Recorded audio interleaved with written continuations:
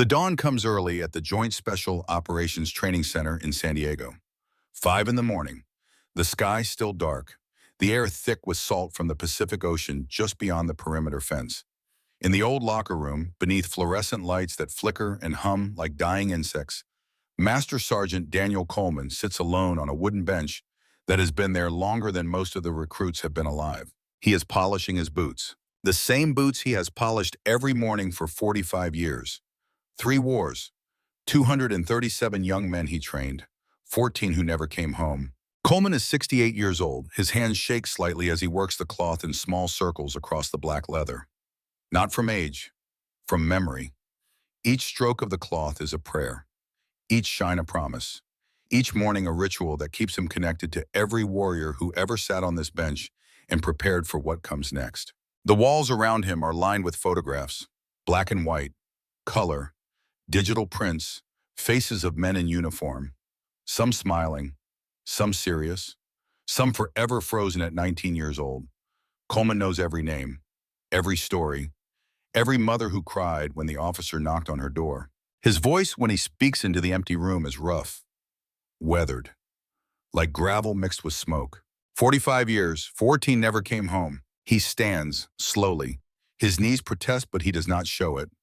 Marines do not show weakness, not even to themselves, especially not to themselves. He walks along the wall of photographs. His fingers trace the frames, pausing at certain faces, lingering at others. He stops at one photograph in particular, a Marine colonel in dress blues, strong jaw, clear eyes, the kind of man who could command respect with silence alone. The nameplate reads Colonel William Mitchell. Below it, the dates, and below that, one word, Fallujah. Coleman's hand rests on the frame for a long moment. "I owed you everything, Bill," he says quietly, "and I let this place forget what you taught us." In the photograph, Colonel Mitchell stares back, unchanging, unforgiving. Dead for 21 years, but still judging whether Coleman has kept his promise. Coleman walks out into the corridor. The facility is beginning to wake. Boots on concrete, voices calling cadence in the distance. The smell of coffee from the mess hall, the metallic scent of cleaning solution and gun oil. These are the smells of his entire adult life. Soon they will belong to someone else. He is retiring in 60 days. The thought sits in his chest like a stone. Across the compound, in the main training bay, Gunnery Sergeant Reid is already at work. It is 6 in the morning. Crucible Monday. The day when Reid reminds his recruits what pain feels like, what pressure does to men, what separates warriors from civilians who wear uniforms. Reid is 52 years old, Gulf War veteran from 1991, 30 years in the Marine Corps. He learned from instructors who learned from Vietnam-era drill sergeants who believed that breaking a man down to his base components was the only way to rebuild him into something useful, something deadly, something that would not break when bullets started flying and friends started dying. Reid does not question these methods. They made him. They will make others. The training bay is massive, high ceilings, concrete floors stained with sweat and sometimes blood, obstacle courses, climbing walls, rope bridges suspended 20 feet in the air, and in the center, 50 recruits standing in formation, backs straight, eyes forward, knowing that the next 4 hours will test every assumption they have about their own strength. Reid walks the line slowly, a predator inspecting prey. In his right hand, he carries a pressure washer, industrial grade, the kind used to strip paint from vehicles, the kind that can break skin if aimed wrong, or aimed right, depending on your philosophy. He stops in front of the first recruit, a kid from Iowa, maybe 22 years old, farm strong but still soft around the eyes. Name: Private First Class Morrison, sir. This is the Marines of Morrison. I work for a living. Do not call me sir. Yes, Sergeant. Reid lifts the pressure washer, points it at Morrison's chest, pulls the trigger. Water explodes across the recruit's torso. Cold, violent. Morrison gasps, stumbles back half a step, catches himself, stands straight again. Reid nods, moves on. Down the line he goes. Each recruit receives the same treatment. Each one flinches. Each one struggles to maintain composure. This is the point. Stress inoculation, controlled chaos. If they cannot handle water, Reid tells them, they cannot handle war. Some of the recruits handle it better than others. Some worse. Reid notes everything. Who breaks, who bends, who stands firm. These observations will determine who advances, who gets recycled back to basic, who gets sent home. In the observation deck above the training bay, Coleman stands watching, his arms crossed, his face carved from disapproval. He has seen this routine every Monday for the past 3 years, since Reid took over as senior instructor. Every Monday, Coleman watches. Every Monday, his stomach turns.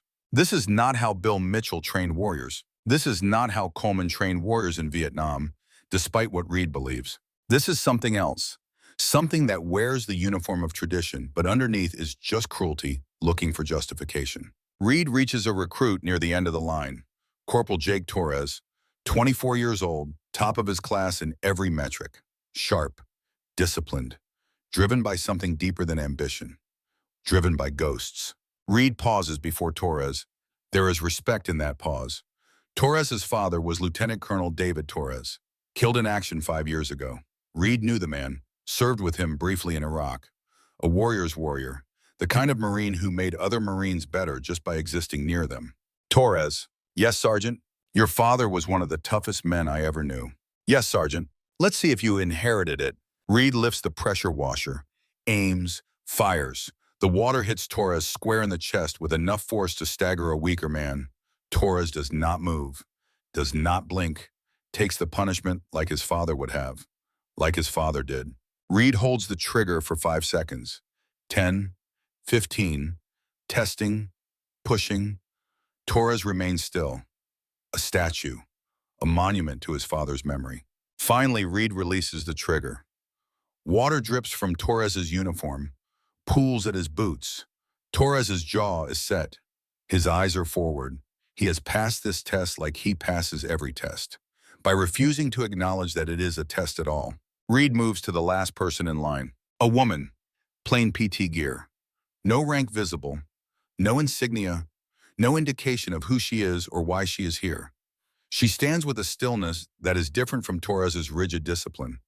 Her stillness is natural, effortless, the stillness of deep water. Reid stops in front of her. Something about her posture irritates him. She is not bracing, not preparing, just standing there like this is any other Monday morning. Like he is not about to remind her that comfort is a luxury warriors cannot afford. You haven't seen you before. Her voice when she speaks is calm, steady, the voice of someone who has nothing to prove. Just observing, Sergeant. Reid's lip curls, observing. What is she? Some kind of analyst? Some Pentagon bureaucrat sent to evaluate his methods? Some diversity consultant here to tell him that discipline is problematic? Observing, he repeats, mocking. Name. Mitchell. The name hits Reid like a slap. Mitchell. He has not heard that name in years. Not since Colonel William Mitchell died in Fallujah in 2004. Not since Reid was a young sergeant who watched one of the best officers he ever knew get killed covering a retreat. Any relation to Colonel Mitchell? I knew him. Past tense. Knew, not know. Reid studies her face. She could be the right age, mid to late 30s. If the colonel had a daughter, she would be about this age. But what would she be doing here? Standing in formation with recruits, observing? Then you know what tough means. I do, Sergeant. Something in her tone, not defiance, not submission, something else. Recognition, maybe, or disappointment. Reid cannot place it, and that irritates him more. He lifts the pressure washer, aims it at her chest, pulls the trigger. Water explodes across her torso, her face, her arms. The force of it would knock most people back a step. She does not move. Not a flinch, not a blink, not a reaction of any kind. She just stands there, water streaming down her face, her eyes locked on Reid. And in those eyes, Reid sees something that makes his skin crawl.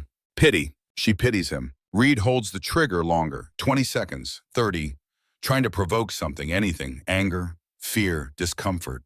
But she gives him nothing, just that steady gaze, that maddening calm. What's your problem, recruit? Her response is quiet, too quiet for the other recruits to hear. But Reid hears it, and it cuts deeper than any screaming match ever could. I don't have a problem, Sergeant, do you? Reid's finger tightens on the trigger. He wants to spray her again, wants to break that composure, wants to prove that everyone breaks eventually. But something stops him, some instinct, some voice in the back of his head that sounds suspiciously like the colonel. Stand down, Marcus. You're missing something. Reid lowers the pressure washer, takes a step back. The woman continues to stand there, dripping, calm, watching him with those eyes that have seen too much to be impressed by a little water. In the observation deck, Coleman has seen enough. He turns from the window. His boots echo on the metal stairs as he descends. His heart is pounding, not from exertion, from recognition. He saw her face when Reid sprayed her. He knows exactly who she is. She looks just like her father. Coleman enters the training bay through the side door. His presence causes an immediate shift in the atmosphere. Recruits stand straight at her, Reid's shoulders tense.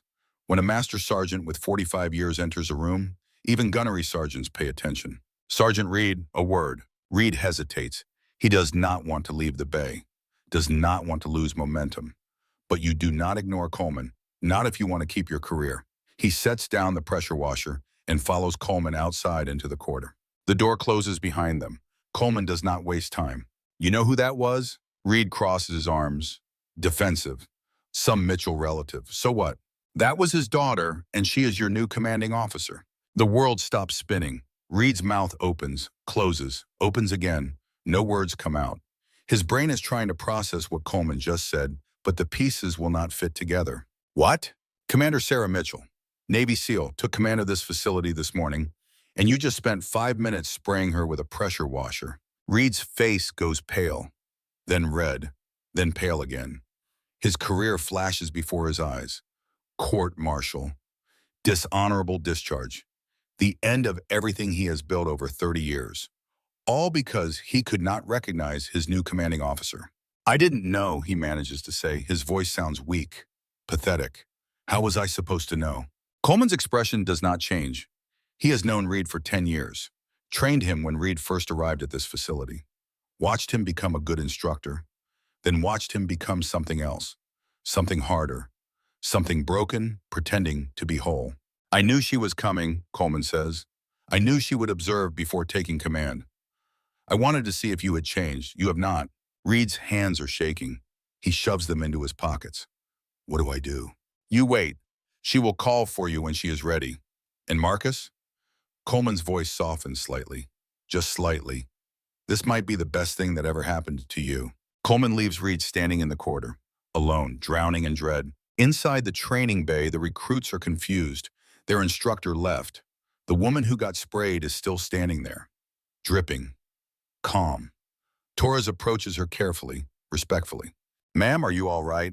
She looks at him, really looks at him, and Torres feels like she can see through his uniform, through his skin, through everything he uses to protect himself. I'm fine, Corporal. Thank you for asking. Do you need a towel or something? She smiles, a small smile, sad around the edges. I have been wetter. She turns and walks toward the locker rooms. Every recruit watches her go. They do not know who she is, but they know she is someone. You do not stand still while a gunnery sergeant sprays you unless you have nothing left to prove. 1 hour later, the intercom crackles to life. All personnel, prepare for change of command ceremony. Formation in 30 minutes. Reid hears the announcement in his office. His head is in his hands. His career is over.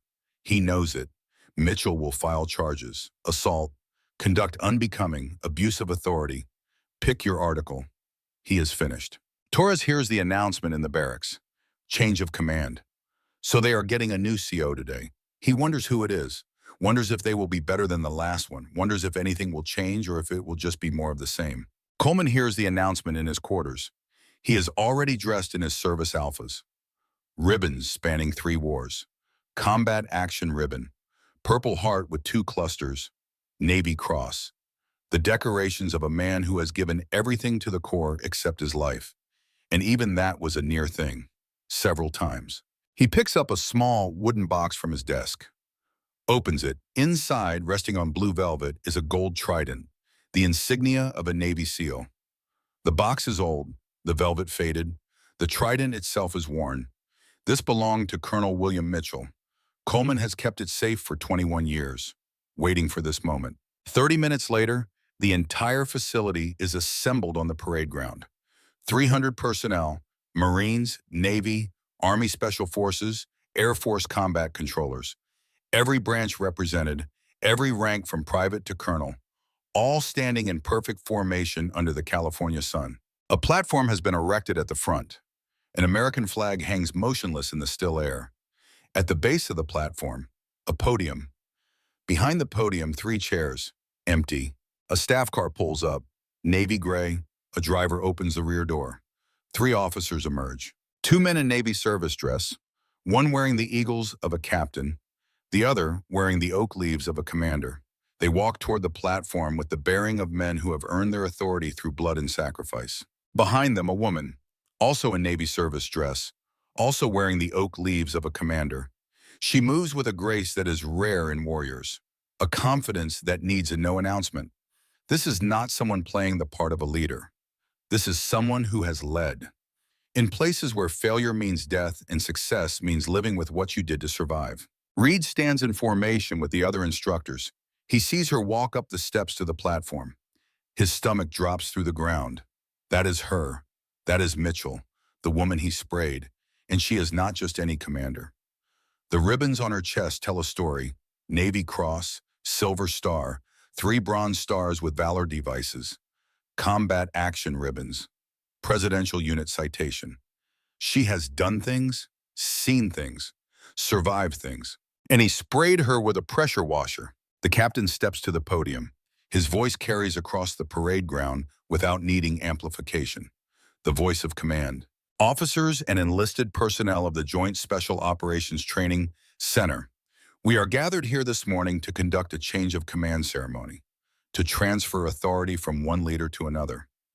This is a tradition that spans centuries, a tradition that ensures continuity, that ensures excellence, that ensures the mission continues regardless of who wears the rank.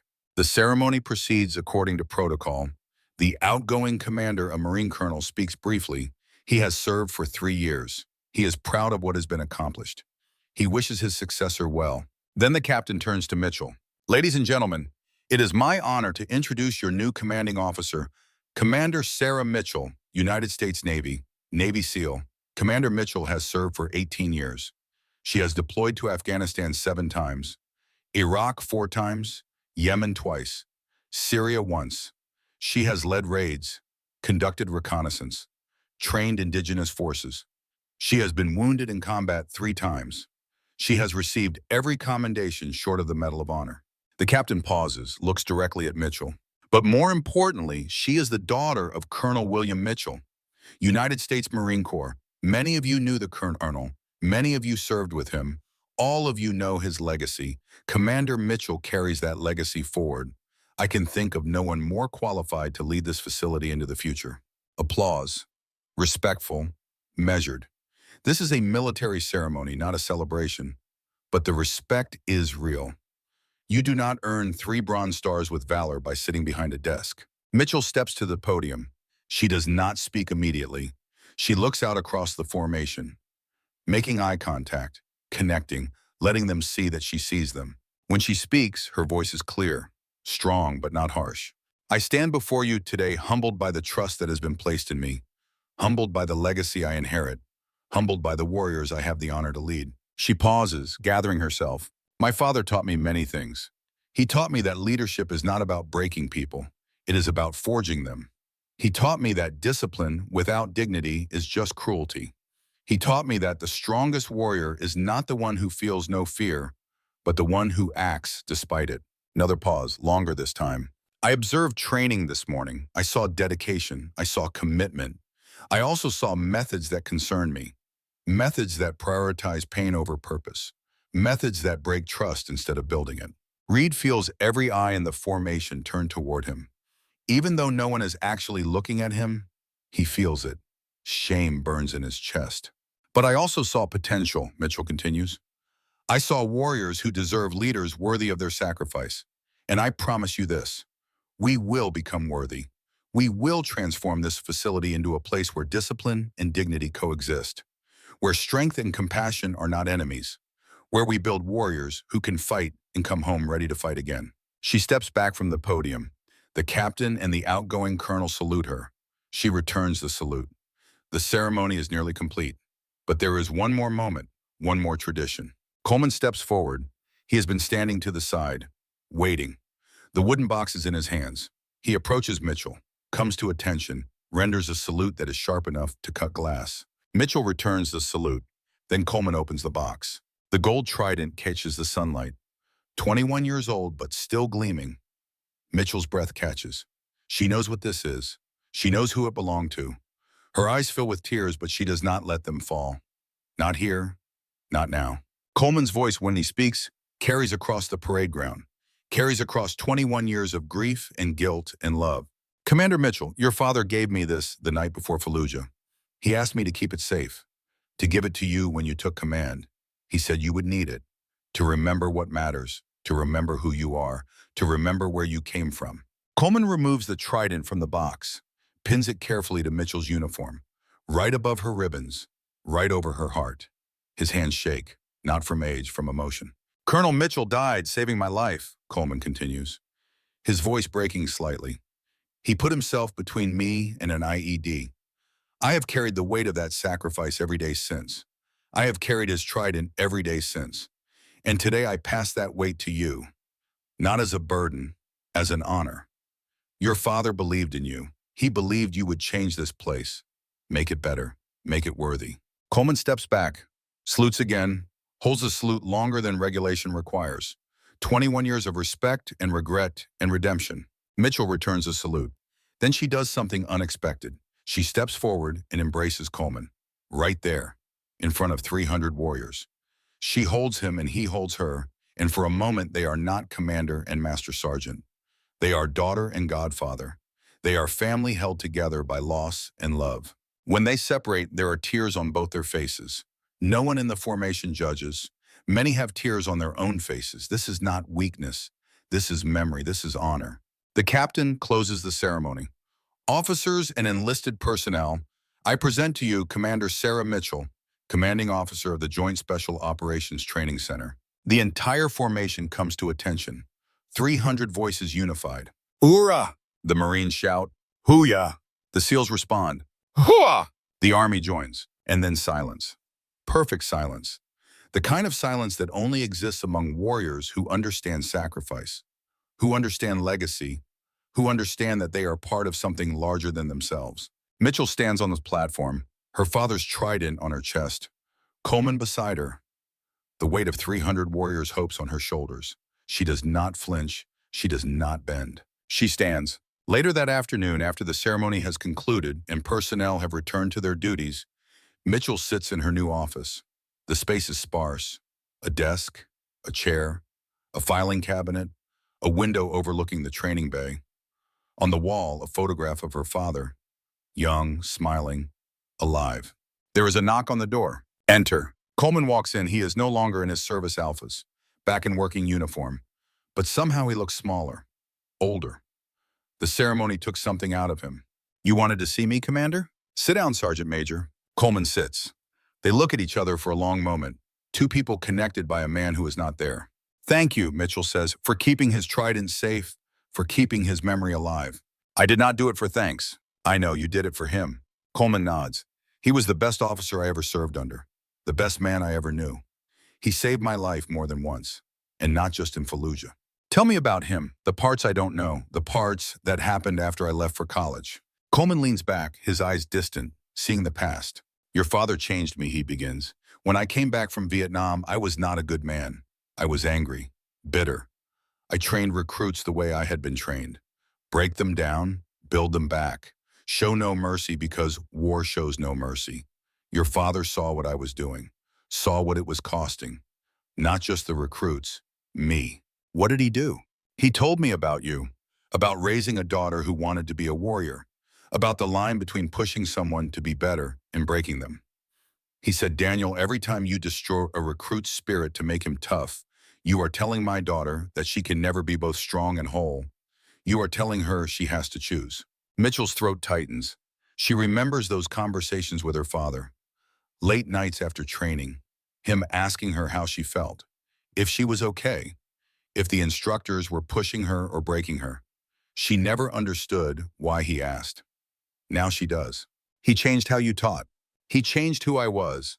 I learned that strength and compassion are not enemies. That discipline does not require cruelty. that you can forge warriors without destroying human beings. Coleman pauses. I taught that to others, including Reid. And then I left, and Reid forgot. Reid did not forget. Reid broke. And instead of healing, he armored himself with the old ways, the brutal ways. He thinks he is honoring tradition. He is just hiding from pain. Mitchell absorbs this, thinks about Reid, about the man who sprayed her this morning, trying to hurt her, trying to prove something, to her, to himself, to ghosts. I need to talk to him. I know, but not today. Let him sit with it. Let him understand what he did, what he has been doing. Tomorrow morning, 0500, bring him to your office. I will be there. Why you? Because he respects me, because he fears you, and because your father would want me to help save him. Mitchell nods. Coleman stands, moves toward the door, stops, turns back. Commander, one more thing. Tomorrow when you talk to Reid, remember something. We were all Reid once, young, hurt, confusing hardness with strength. Your father saved me from that. Give Reid the same chance. I will, Sergeant Major. Coleman leaves. Mitchell sits alone in her office. The photograph of her father watches her. She touches the trident on her chest. The metal is warm from her body heat. It feels alive. I hope I can do this, Dad, she whispers to the empty room. I hope I am half the leader you were. In the photograph, her father smiles, silent, supportive, gone but still guiding. Across the compound, in his own quarters, Reid sits on his bunk. He has not moved in 2 hours. His mind is replaying the morning on an endless loop. The spray, her face, her calm, her question. I don't have a problem, Sergeant. Do you? He has a problem. He knows he has a problem. He just does not know how to fix it, does not know if it can be fixed. There is a photograph on his wall, too. A young Marine, 19 years old, smiling, alive. Private First Class Anthony Delgado, dead 8 years, died during a training exercise. Heat stroke. Reid was the instructor. Reid pushed too hard. Reid did not see the signs. Reid killed him. The investigation cleared Reid. Training accident. No fault. But Reid knows. Every night he knows. Every Monday when he sprays recruits, he is trying to make sure no one else dies because they were not tough enough. No one else dies because their instructor went too easy on them. But what if he is wrong? What if making them tough is actually breaking them? What if he killed Delgado not by being too easy, but by being too hard? By creating an environment where showing weakness means failure, so Delgado hid his symptoms until it was too late? Reid's hands are shaking again. He presses them together. Prayer position. But he does not pray. He stopped praying after Delgado. God does not listen to men who kill their own. His phone buzzes. A text from Coleman. 0500 tomorrow. Commander's office, be on time. This is your chance. Do not waste it. Reid reads the message 3 times. His chance. His chance for what? Redemption? Punishment? The end? He lies back on his bunk, stares at the ceiling. Delgado's face stares back from memory. 19 years old. Forever. I am sorry, Reid whispers to the ghost. I am so sorry. The ghost does not answer. Ghosts never do. They just watch and judge and wait. In the barracks, Torres sits on his footlocker, cleaning his rifle. The weapon is already clean. He cleaned it this morning and yesterday evening and the day before. But he cleans it again because sitting still means thinking, and thinking means remembering. And remembering means his father is dead and not coming back. The other recruits give him space. They respect him, fear him a little. He is the best among them, the hardest worker, the most disciplined, the one who never complains, never quits, never breaks. But inside, Torres is screaming every day, every night, every moment. He is screaming because his father died and he was not there. Because his father's last mission failed and he does not know why. Because everyone keeps telling him his father was a hero, but no one will tell him what actually happened. He knows Commander Mitchell was there. Coleman told him once accidentally, let it slip during a training evolution. Your father served with Commander Mitchell. She was his commanding officer when he died. Torres wants to ask her what happened, needs to ask her, but also fears the answer. What if his father died because of a mistake? What if the mission was poorly planned? What if Mitchell made a wrong call and his father paid the price? Or worse, what if his father died perfectly, doing exactly what a warrior should do, sacrificing himself? Because if that is true, then Torres has to live up to that, has to be willing to die the same way, and he is not sure he is that brave. He sets down the rifle, picks up a photograph. His father in dress blues, strong, confident, smiling. Everything Torres tries to be and fears he never will be. "I am trying, Dad," Torres says to the photo. "I am trying so hard." The photo does not answer, but Torres can hear his father's voice anyway, in memory, in dreams. "Son, trying is not enough. You do or you do not. There is no trying." Torres puts the photo away, lies back on his bunk, closes his eyes. Tomorrow will come. Training will continue. He will be perfect because perfect is the only way to honor the dead. But inside, where no one can see, he is terrified that perfect will never be enough. Night falls over the Joint Special Operations Training Center. Lights go out. Warriors sleep, or try to. Some succeed, others lie awake, haunted, hopeful, afraid. In her quarters, Mitchell sits at her desk, writing. She writes letters to her father. Has since he died, hundreds of letters, never sent, never read, just written, because writing to him makes him feel less gone. "Dear Dad," she writes, "I took command today. Sergeant Major Coleman gave me your trident. I cried, in front of 300 warriors. I hope that does not disappoint you. I hope you would understand that strength includes tears, that warriors are still human, that I am still your daughter, even though I wear your rank." She pauses, pen hovering over paper. "I saw something today that scared me. I saw an instructor who thinks he is you, who thinks he is doing what you did. But he is wrong. He is breaking people the way you never did. He sprayed me with water, tried to humiliate me, and all I could think was, this is not what you taught. This is not what you died for." Another pause, longer. "I have to fix him, Dad. Have to show him what real leadership looks like. But I am afraid. What if I fail? What if I make things worse? What if I am not the leader you believed I could be?" She sets down the pen, looks at the photograph on her desk. Her father, forever young, forever strong, forever disappointed that she doubts herself. But then she hears his voice, not real, memory, but powerful enough to be real. "Sarah, leadership is not about being perfect. It is about being present. Show up. Do the work. Trust yourself." "I do." Mitchell touches the photograph, whispers, "I will make you proud." She finishes the letter, folds it, adds it to the box with all the others.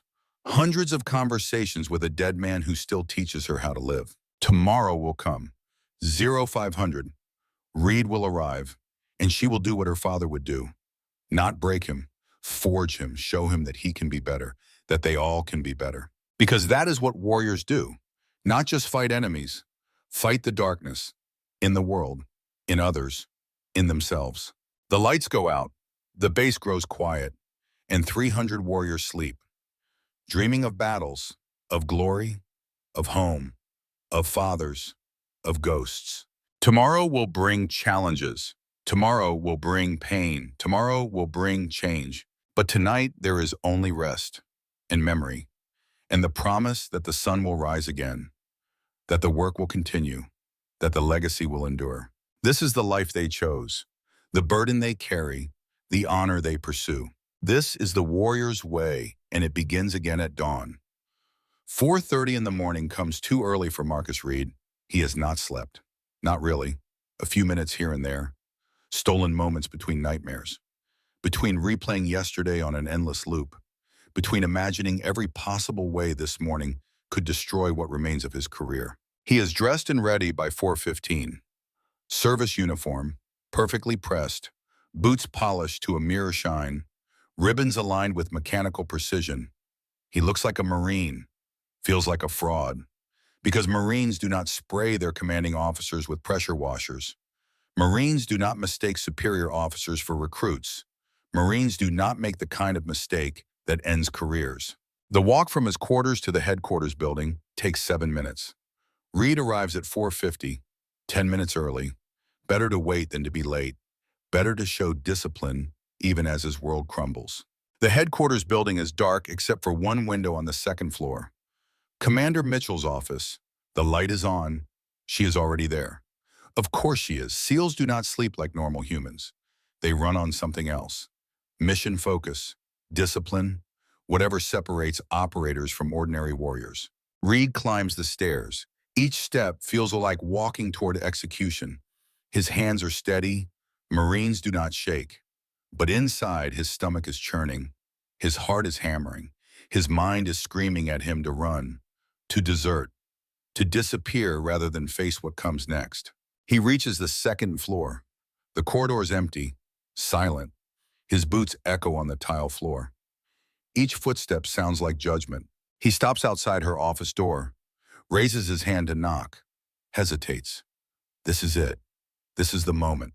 Once he knocks, there is no going back. He knocks 3 times, sharp, precise. Enter. Reid opens the door, steps inside, comes to attention, renders the sharpest salute of his career. The office is small, Spartan, a desk, 2 chairs, a filing cabinet. On the wall, a photograph of Colonel William Mitchell. Reid remembers the colonel, served under him briefly in Iraq. A warrior's warrior, the kind of officer who made other officers better just by existing.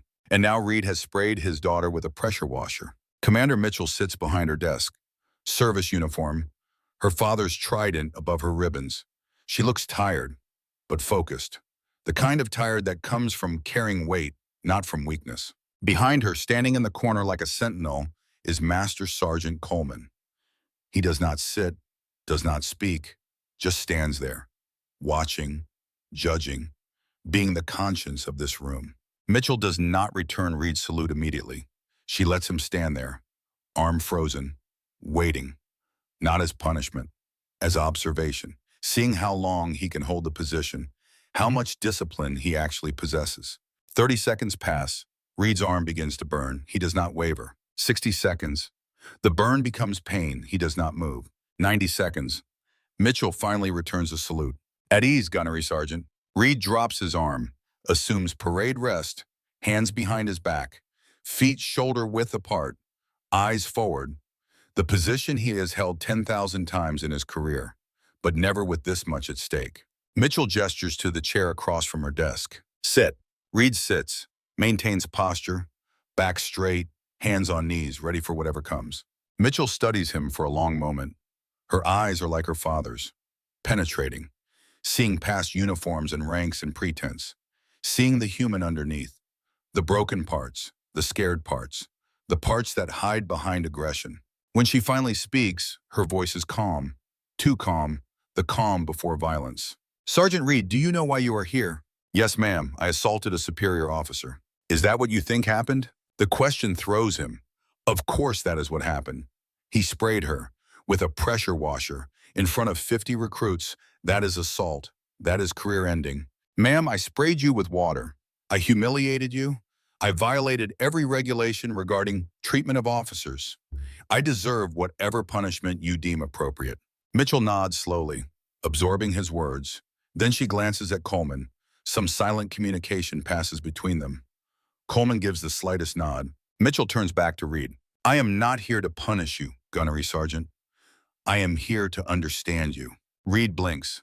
Understands? What is there to understand? He made a mistake, a massive career-destroying mistake. There is nothing to understand except his failure. Ma'am, with respect, there is nothing to understand. I failed to recognize my commanding officer. I treated you with disrespect. I dishonored this facility and the Marine Corps. No, Coleman speaks for the first time. His voice cuts through the room like a blade. You dishonored yourself, and you have been doing it for 8 years. Reid turns to look at Coleman, confusion on his face. 8 years? What does 8 years have to do with yesterday? Coleman steps forward, moves to stand beside Mitchell's desk. His presence fills the room. 45 years of authority, of wisdom, of seeing through excuses to truth. Tell her about Private First Class Anthony Delgado. The name hits Reid like a physical blow. His breath catches, his hands clench. Every muscle in his body tightens. He has not spoken that name out loud in years, has barely let himself think it, because thinking about Delgado means remembering, and remembering means drowning in guilt. I don't understand what Delgado has to do with yesterday.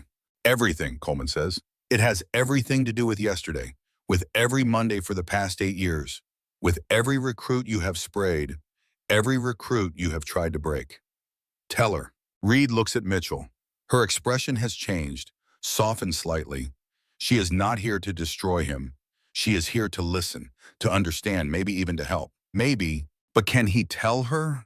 Can he admit what happened? Can he confess that he killed a 19-year-old kid through arrogance and negligence? Ma'am, I don't see how this is relevant. Mitchell leans forward, her voice gentle now. The voice of someone who has lost people, who understands grief, who carries ghosts. Sergeant Reid, my father died in Fallujah in 2004. I was 17 years old. For years I blamed myself. Thought if I had talked him out of going back for one more tour, if I had asked him to stay home, if I had been a better daughter, maybe he would still be alive. She pauses, gathering herself. But guilt is a poison. It does not honor the dead. It destroys the living. And I see that poison in you. I saw it yesterday when you sprayed me. You were not trying to test me. You were trying to punish yourself. Reid feels something crack inside his chest. A wall he has built over 8 years, brick by brick, denial by denial. And now this woman, this stranger, has found the weak point and pushed. His voice when he speaks is barely a whisper. His name was Anthony Delgado. He was 19 years old. He wanted to be a Marine like his grandfather. And I killed him. The words hang in the air, heavy, final, true. Mitchell does not react with shock. She just nods, encouraging him to continue. Reid takes a shaky breath and begins. It was 8 years ago, June, California summer. Hot. The kind of hot that makes you stupid if you are not careful. I was running a field training exercise. Night navigation, rough terrain, full combat load. The point was to push them, to see who could handle exhaustion and disorientation and still complete the mission. He stops, swallows hard. Delgado was struggling from the start. I could see it, slower than the others, sweating more. But he did not quit, did not complain. He just kept going. And I respected that. I thought, this kid is tough. This kid is going to make it. Coleman's voice is quiet, sad. What happened, son? 3 hours into the exercise, he collapsed, just dropped. I thought he was faking, thought he was looking for an easy out. So I yelled at him, told him to get up, told him Marines do not quit. And he tried.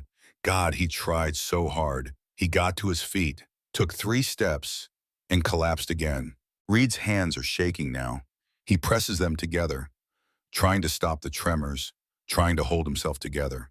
That is when I realized something was wrong, really wrong. His skin was hot, dry, no sweat, heat stroke. I called for medevac immediately. They arrived in 12 minutes. Fastest response I have ever seen, but it was not fast enough. Delgado's core temperature was 108 degrees. His organs were shutting down. He died in the helicopter before they could get him to the hospital. Silence fills the room. Thick, suffocating, the kind of silence that follows confession. Mitchell's voice is gentle, understanding. The investigation cleared you. The investigation was wrong. I killed him. I saw the signs and ignored them. I thought toughness mattered more than safety. I thought pushing through pain was always the right answer. And because of my arrogance, a 19-year-old kid died. So you changed how you train, Mitchell says. You became harder, more aggressive, thinking that if you made recruits tough enough, if you broke them down far enough, they would never be weak enough to die like Delgado. Reid looks up, meets her eyes. She understands. She sees exactly what he has been doing and why. Yes, ma'am. I swore no one else would die because they were not prepared, because their instructor went too easy on them. I would rather break 100 recruits than bury one more. Coleman steps forward, places a hand on Reid's shoulder. The gesture is fatherly, compassionate, something Reid has not felt in 8 years. Marcus, I lost 14 men in Vietnam. You know what I learned? The ones who died in combat I could live with because they died as warriors, doing what warriors do. But there was one. His name was Bobby Chen, 18 years old. I went easy on him because I liked him, because he reminded me of my little brother. I babied him, protected him from the hard parts of training, thought I was being kind. Coleman's voice breaks slightly. He shipped out unprepared, got ambushed in Da Nang, froze. His squad leader, Corporal James Morrison, tried to save him, got shot 3 times, died covering Chen's mistake, and Chen survived.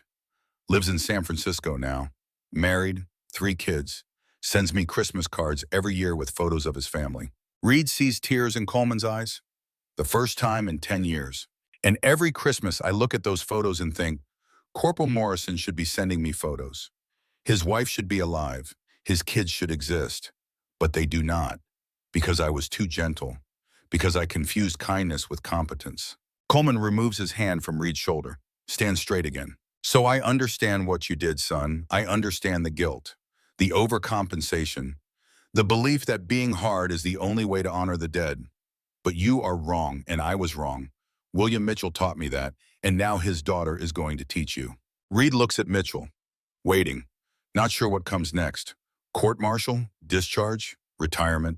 Mitchell stands, walks around her desk, leans against the front of it, close enough to Reid that he can see the exhaustion in her eyes, the weight she carries. She is not some perfect leader untouched by doubt. She is human, scarred, struggling, just like him. Gunnery Sergeant Reid, I am not going to court-martial you. I am not going to file charges. I am not even going to officially reprimand you. Reid's confusion must show on his face because Mitchell smiles. A small, sad smile. You sprayed me yesterday thinking I was a recruit. You were doing what you have done every Monday for 8 years, trying to atone for Delgado, trying to make sure no one else dies. Your methods are wrong, your philosophy is broken, but your intention is honorable. She pauses, lets that sink in. However, there is something else we need to address. Before you arrived, I reviewed surveillance footage from the past 6 months. The facility has cameras in all training areas for safety and quality assurance. Reid's blood runs cold. He knows what she found. Mitchell continues, her voice steady but firm. 3 recruits dropped from the program in the last 2 months. All 3 cited extreme stress and anxiety. All 3 are now receiving treatment for symptoms consistent with trauma.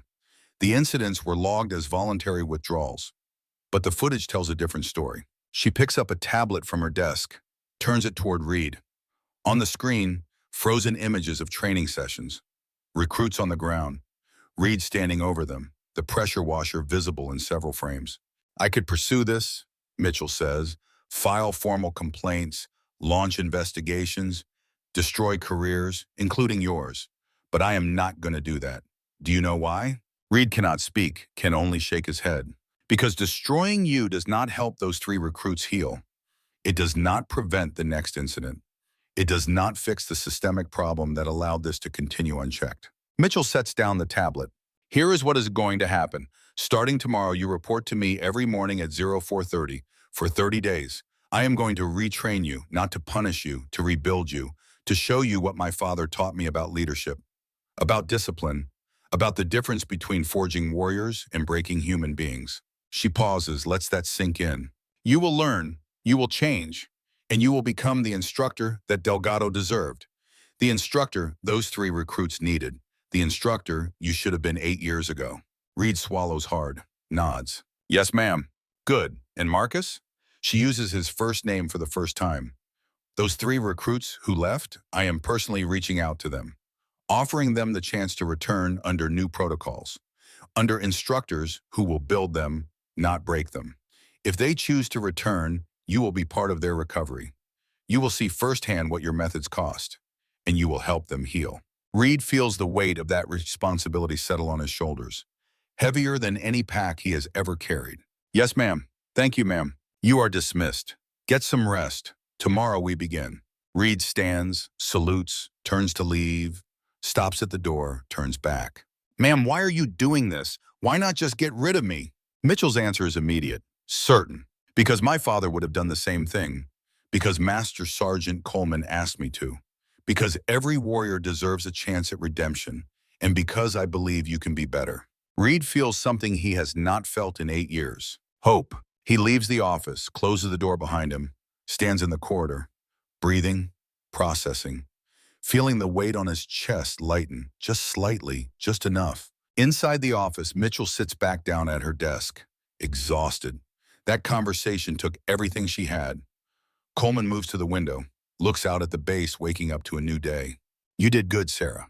Did I, or did I just enable him? You gave him what he needed, structure, discipline, a path forward, and accountability. That footage decision was wise.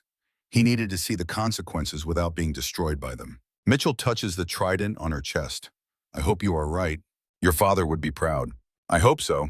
They sit in comfortable silence for a moment. 2 warriors who understand each other, who carry similar weights. Then Coleman speaks again, his voice careful, hesitant. There is something else you need to know about Corporal Torres. Mitchell looks up, alert. What about him? Coleman reaches into his pocket, pulls out an envelope, sealed, aged. The paper yellowed slightly. On the front was Australian, written in precise military handwriting, to be delivered to Commander Sarah Mitchell. Mitchell's breath catches. She recognizes that handwriting. She has seen it before. On letters her father kept. On reports. On commendations. Lieutenant Colonel David Torres. He gave this to me 3 days before that mission in 2019, Coleman says quietly. Asked me to hold it until you took command here. He knew. Somehow he knew you would end up at this facility. Mitchell takes the envelope with shaking hands, stares at her name written by a dead man. A man she got killed. A man whose son is training under her command right now. Did you read it? No, it is addressed to you. Mitchell turns the envelope over, considers opening it, but something stops her. Not fear exactly, reverence maybe. This is the last communication from a man she respected, a man she failed. Opening it feels like disturbing a grave, but she has to. She has to know what he wanted to say. She breaks the seal, pulls out a single sheet of paper, unfolds it, begins to read. The handwriting is steady, strong, the writing of a man who knew he might die but was not afraid. Commander Mitchell, if you are reading this, I did not make it back. Coleman tells me you blame yourself for missions that go wrong. Stop. You're the best officer I served under. My son Jake will follow in my footsteps. When he does, I have one request. Teach him what you taught me. That courage is not the absence of fear. It is the choice to act despite it. I am not afraid to die under your command, Sarah. I am afraid to die under a leader who does not care. You care too much. That is your strength, not your weakness. Tell Jake I died doing what I loved, protecting warriors like him. Tell him his father was proud. Tell him to be better than me. And tell yourself something for me. You did not kill me. I chose this life. I chose this mission. I chose to stay behind because that is what warriors do. We protect those who cannot protect themselves, even when it costs everything. Do not carry me as guilt. Carry me as purpose. Semper Fi, Lieutenant David Torres. By the time Mitchell finishes reading, tears are streaming down her face. She does not wipe them away, does not hide them, just lets them fall. Because this letter is not just absolution. It is a command, an order from a dead man who trusted her enough to give her his son's future. Coleman sees her tears, understands immediately. He forgave you before there was anything to forgive. Jake does not know I commanded that mission. No, and I think he needs to hear it from you. Mitchell folds the letter carefully, puts it back in the envelope, sets it on her desk, looks at Coleman. When do I tell him? When he is ready, when you are ready, when the time is right. Trust your instincts. Mitchell nods, but inside she is terrified, because telling Torres the truth means watching him decide whether to hate her, whether to blame her for his father's death, whether to see her as a leader or a killer. The next morning at 04:30, Reid arrives at Mitchell's office, on time, uniform perfect, mind focused, ready for whatever comes. Mitchell is waiting. She has prepared, not with speeches or lesson plans, with a simple question. Why do you train the way you do? Reid considers lying, deflecting. But this woman already knows his secrets, already saw his darkest moment. There is no point in pretense, because pain made me strong. Pain broke you. You just learned to hide it. The words hit like a punch, because they are true. All these years, Reid thought he was strong, thought his hardness was armor, but Mitchell sees through it, sees that he is not strong. He is wounded, and wounds that do not heal just fester. For the next hour, Mitchell does not lecture, does not yell, does not punish. She asks questions, listens to answers, challenges assumptions, makes Reid think about why he believes what he believes. By the end, Reid is exhausted, not physically, mentally. She has made him examine every belief he held sacred and found most of them wanting. Tomorrow, same time, Mitchell says as he leaves, bring your assumptions. I will bring reality. This becomes the pattern. Every morning at 04:30, Mitchell and Reid, teacher and student, slowly, painfully, methodically breaking down 8 years of bad habits and broken philosophy. Reid still teaches his regular classes, but now Mitchell observes, taking notes, offering corrections, showing him in real time where he goes wrong. The recruits notice the change. Reid is different, still demanding, still disciplined, But the cruelty is gone, the need to humiliate, the desire to break spirits. He is becoming something better. But not everyone is happy about it. Master Sergeant Thomas Vance is 55 years old. Vietnam-era mentality. Old school hard. He has been teaching at this facility for 23 years. Seen commanders come and go. Seen trends and fads sweep through. Seen soft leadership fail and hard leadership succeed. And now he is watching Reid, one of the hardest instructors, go soft under Mitchell's influence. Vance does not like it. He corners Coleman one afternoon in the senior enlisted quarters. Two old warriors, two old friends, two different philosophies. Danny, you taught me hard. Now you are supporting soft. Coleman looks at his old friend. They served together in Vietnam, survived together, bled together, but somewhere along the way, they learned different lessons. I am supporting smart, Tom. There is a difference. These kids need steel, not sympathy. They need leaders who can build them up, not break them down. Vance shakes his head, frustrated, worried. You have changed, Danny. Mitchell has changed you. Reid, this whole facility. And I am telling you, it is going to get people killed. No, Tom, what we were doing was getting people killed. We just did not see it, did not want to see it. I want a formal review. Traditional methods versus Mitchell's methods. Side-by-side comparison. Let the results speak. Coleman considers this. It is not a bad idea, actually. Let data decide. Let outcomes determine philosophy. I will talk to the commander. 2 days later, the challenge is official. 2 groups of recruits, 20 in each group, one trained using traditional methods under Vance, one trained using reformed methods under Reid. 4 weeks of intensive training. Final evaluation exercise. Pentagon observers will assess results. The stakes are clear. If traditional methods prove superior, Mitchell's reforms are canceled. If reformed methods succeed, the old ways are finished. Reid hears about the challenge during his morning session with Mitchell. Ma'am, I am not ready to teach your way. Not well enough. Not against Vance. He has 23 years doing this. Mitchell's response is calm, confident. Then it is good we have 3 weeks to prepare. The training begins. 2 groups, 2 philosophies. Same recruits, different approaches. Vance's group is hard from day one. Physical punishment, verbal aggression, stress inoculation through controlled chaos. The methods that built Marines for 50 years. Reid's group is different. Discipline without cruelty. Standards without humiliation. Stress inoculation through progressively challenging scenarios, not random punishment. Week 1, Vance's group looks stronger, more aggressive, more warrior-like. Reid's group looks softer by comparison, more thoughtful, less reactive. Pentagon observers take notes. Vance is confident. Week 2, Vance's group has more injuries. Minor ones. Sprains, strains, nothing serious, but injuries nonetheless. They push through. Warriors do not quit for pain. Reid's group has fewer injuries. They train smarter, rest when needed, push when appropriate. But questions arise. Are they tough enough? Week 3, morale starts showing. Vance's group is exhausted, resentful, doing the work but hating it.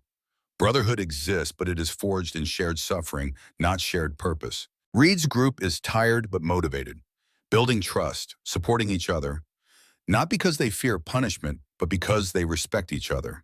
Week 4, both groups are battered, ready for final evaluation, ready to prove their methods superior. But before the final exercise, something happens that changes everything. Torres approaches Mitchell one evening. She is in her office, late, working through evaluations, planning for the final exercise, carrying the weight of this facility on her shoulders. There is a knock on her door, soft, hesitant. Enter. Torres steps inside, stands at attention. His face is carefully neutral, but his eyes betray him, anger, confusion, pain. Ma'am, I need to know something. Mitchell's heart sinks. She knows what is coming. Coleman told him, or Torres figured it out himself. Either way, this moment has arrived, the moment she has been dreading. Sit down, Corporal. Torres sits, but his posture remains rigid, ready for battle. Sergeant Major Coleman told me you commanded my father's last mission. There it is, the truth, out in the open. No more hiding. Yes? Did he die because of your mistake? The question is a blade, cutting straight to her deepest fear, her worst nightmare, the thought that keeps her awake at night. Mitchell could lie, could deflect, could hide behind classified information and operational security. But Torres deserves better. His father deserves better. Your father died because intelligence failed us. We were told the compound was lightly defended. It was not. We were told we had air support on standby. We did not. We were told the mission was critical. It was not. She pauses, gathering strength. But your father did not die because of mistakes. He died making a choice. When we realized the mission was compromised, I ordered immediate extraction. Everyone was pulling back, but there were 12 Afghan soldiers with us, local allies. They could not move as fast. Your father volunteered to stay behind, to provide cover fire, to make sure they got out. Torres's jaw clenches, fighting emotion. You let him stay? I ordered him back. 3 times he refused. He said, Commander, this is what we do. We protect those who cannot protect themselves. That is the mission. That is always the mission. Mitchell's voice breaks slightly. He saved 12 men that day, Jake. 12 fathers, 12 sons, 12 brothers. And yes, it cost him his life, but he made that choice, not me. He chose to be the warrior your father raised, the Marine the Corps made, the man who believes some things are worth dying for. Silence, long, heavy, filled with grief that has nowhere to go. Then Torres speaks, his voice barely above a whisper. Did he suffer? Mitchell wants to lie, wants to say it was quick, painless, easy, but she owes him truth. I do not know. He held that position for 40 minutes. Alone, outnumbered. We extracted with the Afghans, called for air support. By the time we got back, he was gone.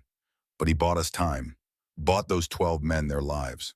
Torres stands abruptly, hands clenched, breathing hard. Mitchell prepares for anger, for accusations, for hatred. But Torres does not explode. He just stands there, processing, trying to reconcile the father he remembers with the warrior who died. I need time, ma'am. Take all you need. Torres leaves. Mitchell sits alone, feeling like she just failed another test. Failed Torres, failed his father, failed herself. But then she remembers the letter. Still in her desk drawer. She pulls it out, reads it again. Tell Jake I died doing what I loved, protecting warriors like him. She picks up her phone, calls Coleman. I told Torres. How did he take it? He needs time. Give it to him. He will come around. His father raised him right. Mitchell hopes Coleman is right, but hope and certainty are different things. The next morning, Reid arrives for his training session, but something is different. His posture, his energy, his eyes. He is ready. Ma'am, I want to make a request. Go ahead. I want to visit Delgado's grave before the final exercise, to tell him I am trying to be better, to honor him properly. Mitchell stands, walks around her desk, extends her hand. I will go with you. They drive together, 2 hours north, to a cemetery overlooking the ocean. Delgado is buried in the military section. Row 17, plot 42, a simple headstone, name, rank, dates, nothing fancy, but dignified. Reid stands before the grave, silent. Mitchell gives him space, stands far enough back to give privacy, but close enough to offer support. Reid's voice when he speaks is steady, clear, the voice of a man who has made peace with ghosts. Tony, I am sorry. I am sorry I failed you. Sorry I did not see what was happening. Sorry I valued toughness over safety. Sorry I let you die trying to prove something to me. He pauses, wipes his eyes. But I am trying to be better, trying to honor you the right way, not by breaking others the way I broke you, by building them, by teaching them that strength includes knowing when to stop, that warriors protect, they do not destroy. Reid kneels, places his hand on the headstone. I will never forget you, but I will stop using you as an excuse. Rest easy, Marine. Your death will mean something, I promise. Mitchell steps forward, places her hand on Reid's shoulder. 2 warriors, 2 ghosts, 2 paths to redemption. They drive back in silence, but it is not uncomfortable silence. It is the silence of understanding, of shared burden, of knowing they are not alone. When they arrive back at base, Torres is waiting outside headquarters. He sees Mitchell, walks toward her. Reid excuses himself, gives them privacy. Torres stops 3 feet away, comes to attention. Ma'am, I read my father's letter. Mitchell's heart stops. What letter? Sergeant Major Coleman gave it to me, said my father left it for me in case he did not come back. Of course. Of course, Torres Sr. left a letter for his son. Of course, Coleman kept it safe. Of course, this moment was always going to happen. What did it say? Torres' voice is thick with emotion but steady. It said you were the best leader he ever served under, that if anything happened to him, I should find you, learn from you, honor him by being the warrior you could teach me to be. Mitchell cannot speak, can barely breathe. Torres continues, I have been angry at you, at the mission, at the world, but reading his words, I realized something. My father did not die because of you. He died because of who he was, a Marine, a protector, a man who believed some things matter more than living. He pauses, gathers himself. Teach me, ma'am, teach me to honor him the right way. Mitchell's voice is barely a whisper. It would be my honor, Corporal. They stand there, Commander and Corporal, linked by a dead man who still guides them both. And in that moment, something shifts. The facility has been broken, divided, stuck between old ways and new. But now, seeing Mitchell and Torres, seeing Reid transformed, seeing Coleman's quiet guidance, people begin to believe. Change is possible. Redemption is real. Warriors can be both strong and compassionate. The final exercise is 1 week away. 2 groups, 2 philosophies, 1 winner. But maybe, just maybe, everyone can win if they choose to. Because that is what warriors do. They fight, but they also build. They destroy enemies, but they protect brothers. And sometimes the hardest battle is not against an external enemy. Sometimes it is against the darkness within, against guilt, against pain, against the belief that suffering is the only path to strength. Mitchell, Reid, Torres, Coleman, 4 warriors, 4 journeys, 1 destination. Becoming better. The dawn will come tomorrow. The exercise will begin. The test will determine much. But tonight there is peace, hard-earned, fragile, but real. And for warriors who have known only war, peace is victory enough. The final exercise begins on a Monday morning. Dawn breaks cold over the California mountains. 2 groups of 20 recruits each stand in separate formations. Vance's traditional group on the left, Reid's reformed group on the right. Between them, a gap of 50 yards, but it might as well be 50 miles. 2 philosophies, 2 futures, only one will prevail. Pentagon observers arrive in 3 black SUVs, colonels and command sergeant majors, men who have seen combat, who understand what works and what gets people killed. They are not here to judge feelings. They are here to measure results. Coleman stands on the observation platform overlooking both groups. Neutral evaluator. His 45 years give him authority no one questions. His judgment will carry weight with the observers. His recommendation will determine which path this facility takes. Mitchell stands beside him, silent, watching.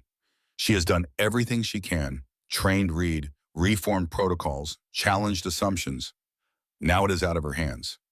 Now the recruits will prove whether her father's methods work in the real world. The exercise is simple in concept, brutal in execution. Each group will conduct a 3-day field training exercise, navigate rough terrain, establish defensive positions, execute a simulated rescue mission behind enemy lines, all while carrying full combat loads, and all while dealing with weather, exhaustion, the kind of stress that reveals who breaks and who bends. Day 1 goes smoothly for both groups. Clear weather, moderate temperatures. Both groups navigate well, establish positions, execute initial objectives. The observers take notes but see no significant differences.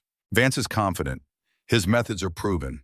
Decades of success. His recruits are hard, disciplined. They do not complain, do not quit. They are Marines in the truest sense. Reid is nervous.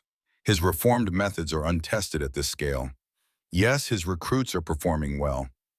But the real test comes when things go wrong, when the unexpected happens, when comfort disappears and survival becomes the only priority.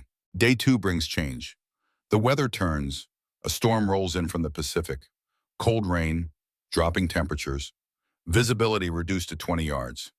The kind of conditions that make simple tasks dangerous and dangerous tasks potentially fatal.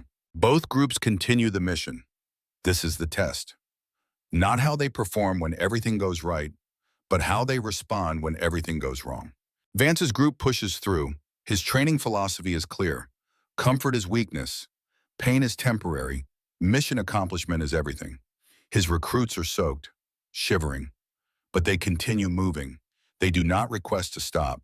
Do not ask for shelter, because asking is quitting and quitting is failure. Reid's group responds differently. They assess conditions, determine that continuing and current weather poses unnecessary risk, request permission to establish shelter, wait for conditions to improve. Reid grants permission, his recruits take cover, start fires, dry equipment, rest. The observers take notes, some frown. Vance's group is showing warrior spirit. Reid's group is showing caution. In combat, caution gets people killed. But Coleman is watching something else, not movement, morale. Vance's recruits are suffering, enduring, surviving, but their faces show resentment, exhaustion, the kind of fatigue that accumulates, that breaks people not in the moment but later, when the mission is over and the bill comes due. Reid's recruits are also tired, also uncomfortable, but their faces show something different. Trust. They trust their leaders made the right call. Trust that taking shelter is not weakness but wisdom. Trust that the mission will continue when conditions allow.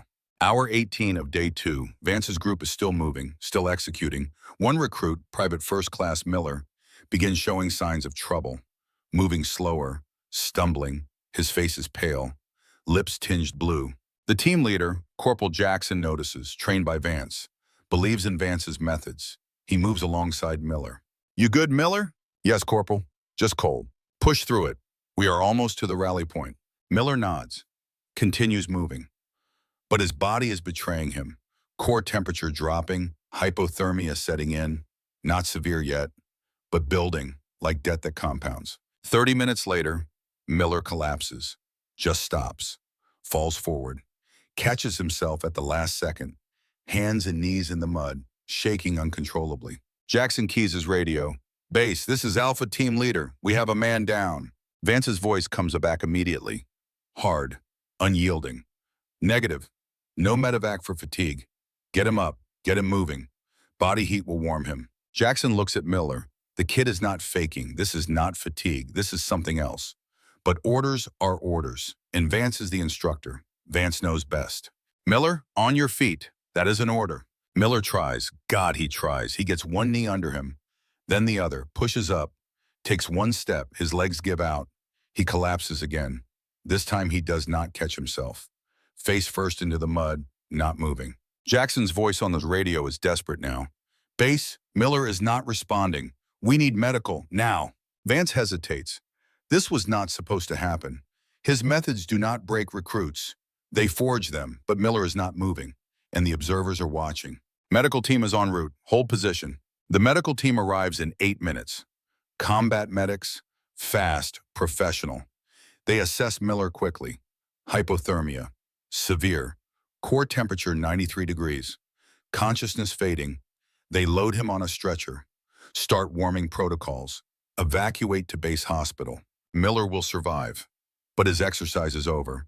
And with him, Vance's demonstration of traditional methods takes a critical hit. The observers' conference, quiet conversations, glances toward Coleman, toward Mitchell.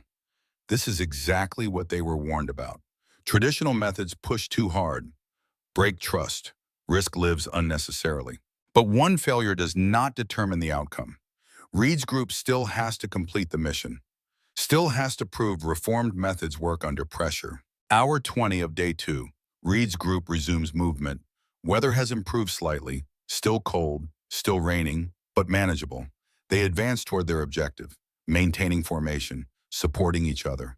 Then one of Reid's recruits, Private Chen, begins showing similar signs. Slower movement, pale face, shivering that does not stop. The team leader, Corporal Martinez, recognizes the symptoms immediately. He was trained by Reid, learned from Mitchell's philosophy, knows that mission accomplishment means nothing if warriors do not survive. Martinez does not ask Chen if he is okay, does not order him to push through. He stops the entire team. "Chen, sit down, now." Chen sits. Martinez keys his radio. "Base, this is Bravo team leader, requesting guidance. One of my men is showing signs of hypothermia, requesting permission to establish warming station and delay mission progression." Reid's response is immediate, clear. The voice of a leader who learned from mistakes, who will not repeat them. "Permission granted. Establish warming station. Get Chen warm and dry. Mission timeline is secondary to personnel safety." Martinez acknowledges. His team moves into action. Not panicked, deliberate. They establish shelter using ponchos and paracord, start a fire, strip Chen of wet clothing, wrap him in dry layers, hot liquids from canteens, basic field medicine, nothing fancy, just competent warriors taking care of their brother. 40 minutes later, Chen is stable, color returning, shivering stopped, core temperature rising. The team holds position another hour, ensuring Chen is truly ready.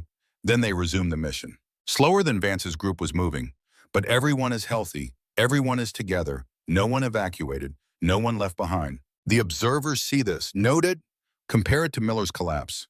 Begin understanding what Mitchell has been teaching. Day 3, final push. Both groups converge on the objective. A simulated hostage rescue, complexity high, stakes clear. This is what everything has been building toward. Vance's group arrives first. They are down one man but determined. They execute the mission with precision, aggressive, fast, textbook.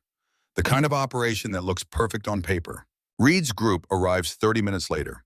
Slower, more deliberate, but complete. Every warrior present.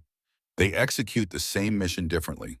More cautious, more methodical, ensuring security at every step, taking time to verify, to confirm, to protect. Both groups succeed, both complete the rescue, both demonstrate competence. The question is not who succeeded, both did.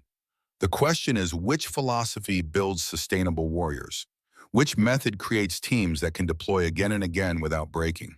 The observers conference for 2 hours, reviewing data, comparing notes, debating philosophy. Coleman sits with them, answers questions, provides context, but he does not advocate. He lets the evidence speak. Finally, the lead observer, a Marine colonel with 3 combat deployments, requests a formal briefing. All personnel, both groups, instructors, Mitchell, everyone who has a stake in this outcome. They assemble in the main auditorium, 300 warriors, some standing, some sitting, all exhausted, all waiting. The colonel stands at the podium. His face is weathered, hard, the face of a man who has seen too much death, made too many hard calls, carried too many folded flags. I have spent 3 days observing 2 different training methodologies. Both have merit, both produced results, both demonstrated that American warriors are the finest in the world. He pauses, lets that acknowledgement settle. But I am not here to tell you both methods are equal, because they are not. One method produces warriors who can fight. The other produces warriors who can fight and return ready to fight again. There is a difference. Vance's face hardens. He knows what is coming. Years of his career, his philosophy, his identity, about to be judged insufficient. The colonel continues. Traditional methods broke Private Miller, not his body. That will heal. His trust. He will not trust his leaders again. Because when he needed help, he was told to push through, to ignore his body, to value mission over survival. That is not warrior ethos.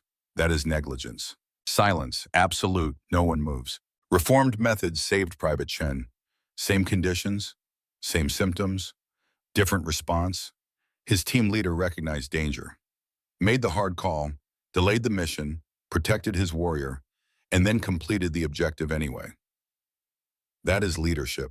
The colonel looks directly at Vance, not with contempt, with sadness, with the understanding that comes from having been wrong himself once, having learned, having changed. Master Sergeant Vance, your dedication is not in question.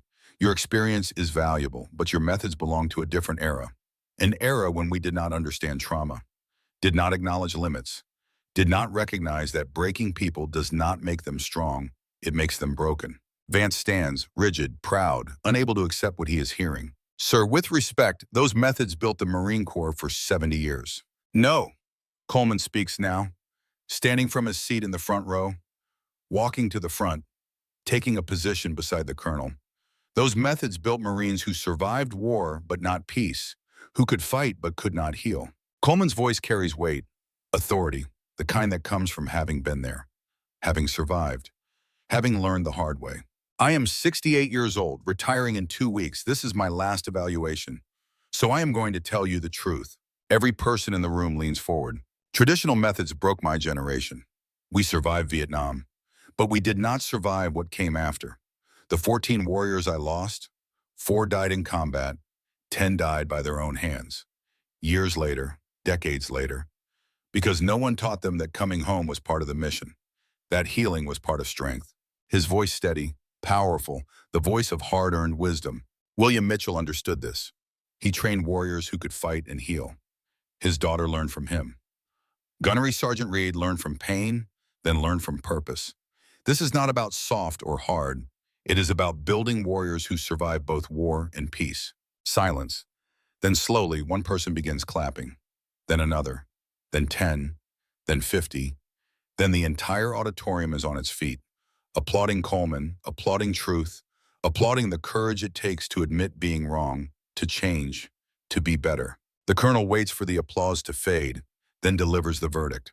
Reformed methods are approved for implementation across this facility. Master Sergeant Vance, you will have the option to retrain under the new protocols or request transfer to another duty station.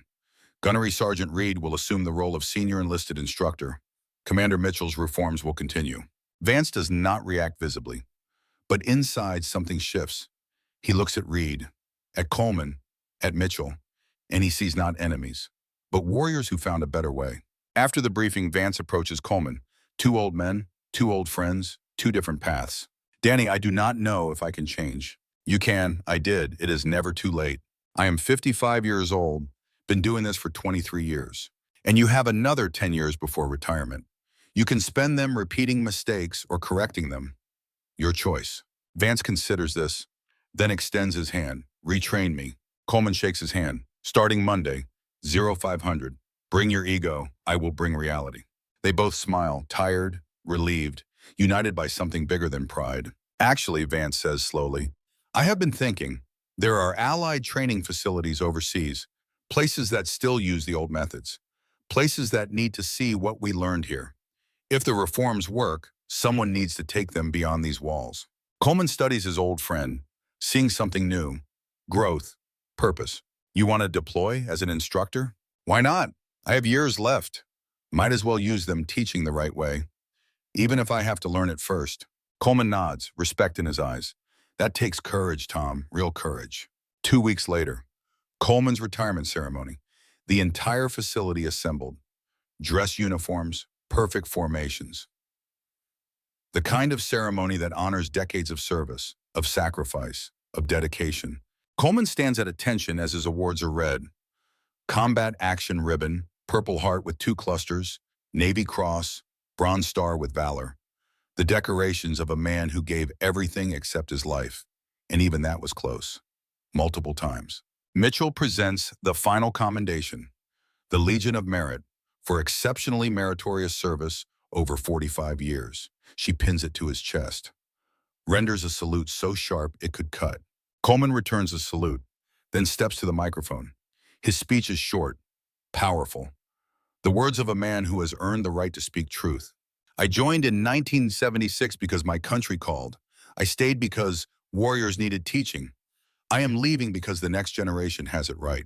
He looks directly at Mitchell, pride in his eyes, love. Commander Mitchell, the watch is yours. Teach them what your father taught you. That honor is not about being hard. It is about being complete.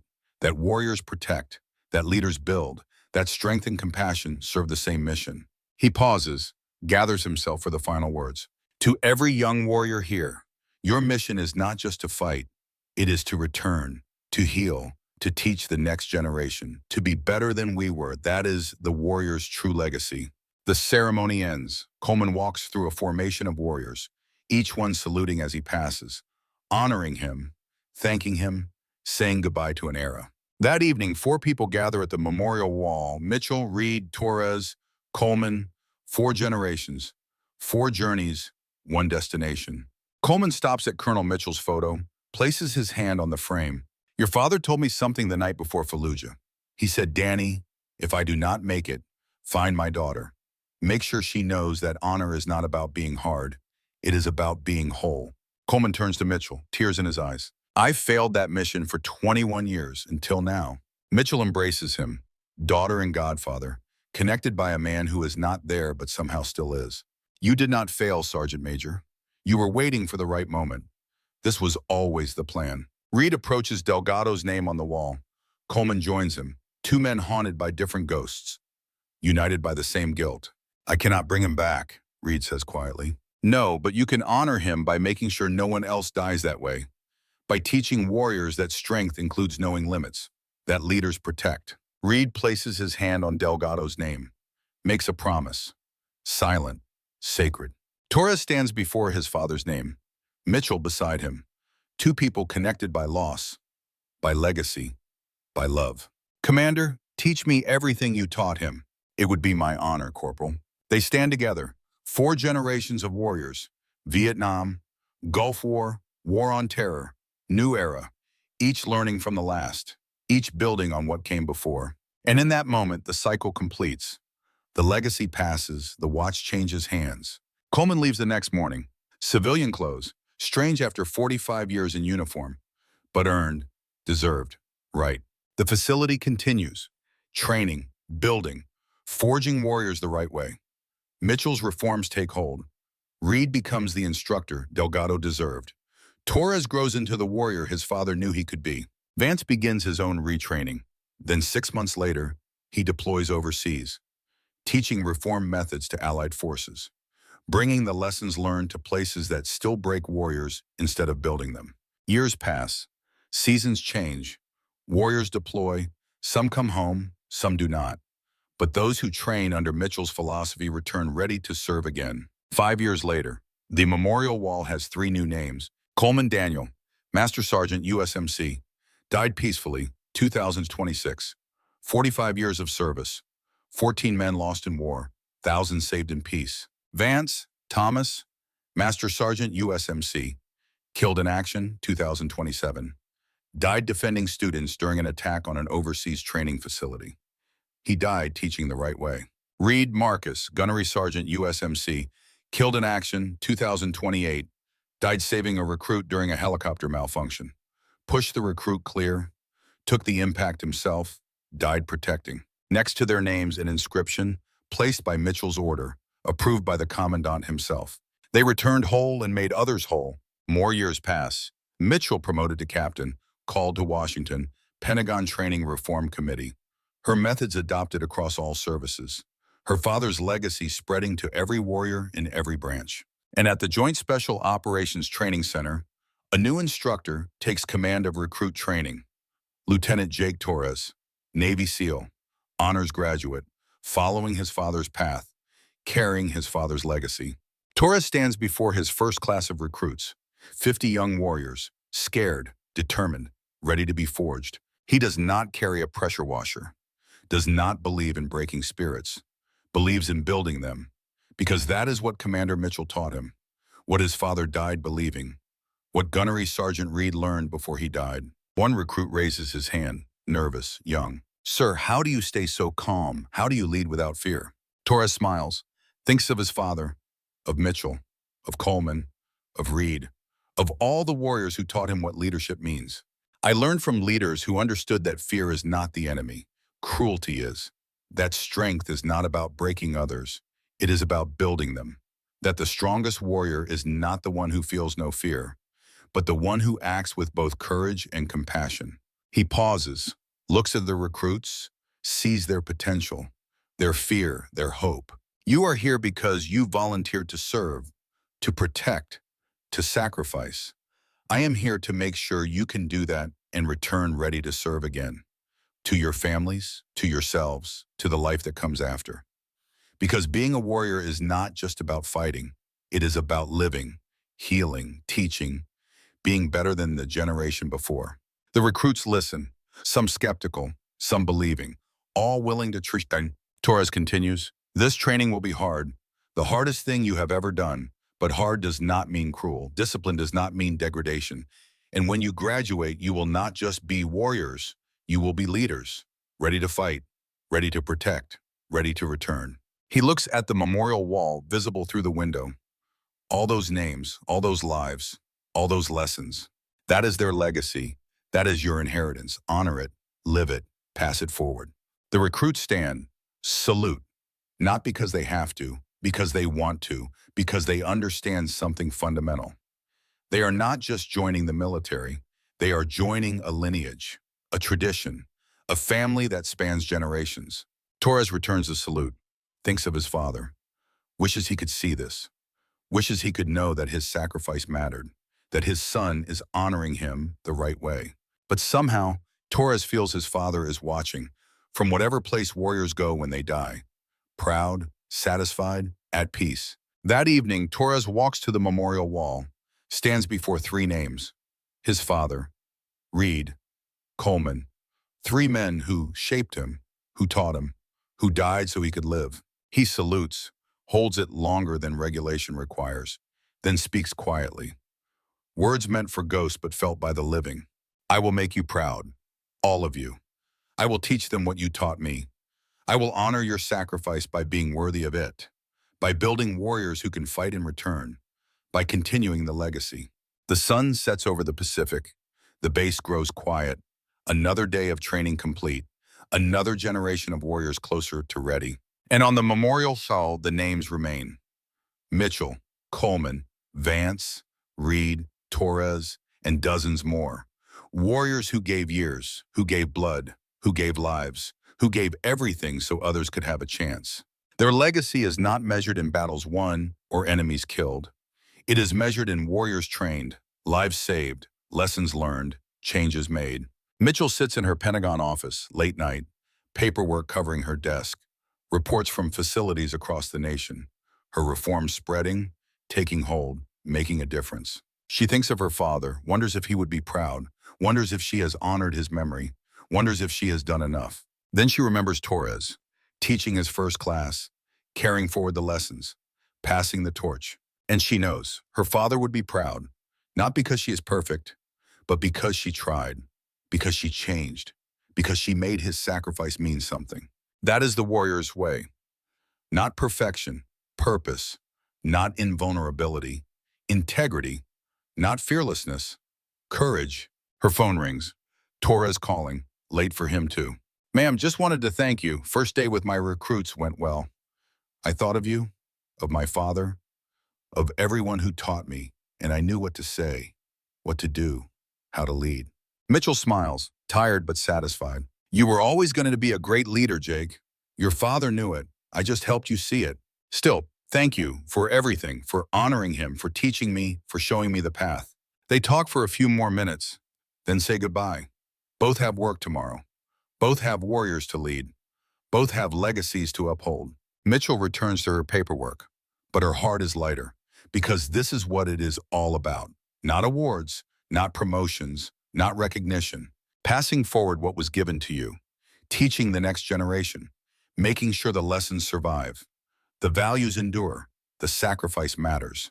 That is the warrior's legacy. That is the last salute, not to death, but to life, to hope, to the unbreakable truth that warriors who care for each other are stronger than warriors who only know fear. The facility continues, training warriors, building leaders, forging the future. And somewhere in whatever realm warriors go, four men watch: Mitchell, Coleman, Reid, Torres. Proud, satisfied, at peace, because their watch is over. Their mission is complete. Their legacy lives on.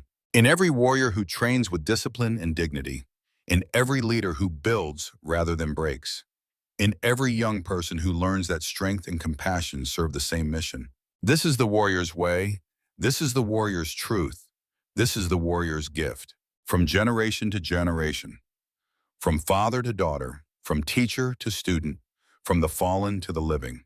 The legacy endures, the watch continues, the mission never ends. Because warriors protect, leaders build, and the best among them do both. This is the last salute, not an ending, but a beginning. Forever.